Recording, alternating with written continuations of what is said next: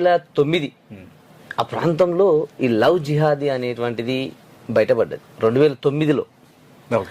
అప్పట్లో కేరళలో దాదాపుగా ఒక 4500 మంది, అంటే లెక్కల ప్రకారం 4500 మంది పైచులకు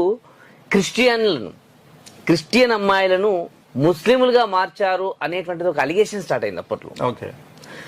తరువాత 2020 ఆ ప్రాంతంలో లెక్కల్లో తీసుకుంటే కొన్ని హిందూ సంఘాలు కానీ, హిందూ మహిళల కోసం కానీ, హిందూ సమాజం కోసం కానీ పోరాటం చేసేటువంటి వ్యక్తుల్లో చాలా మంది ఏమంటున్నారంటే, ఇప్పటికీ 2020 నుంచి ఇప్పటికీ 2009లో స్టార్ట్ అయింది ఈ పదం గురించి మనకు రాజ్యాంగంలో ఎక్కడా లేదు, పార్లమెంట్లో కూడా దీని గురించి చర్చ జరిగితే అసలు జిహాద్ అనే పదమే లేదు ఎక్కడని చెప్పిండ్రు.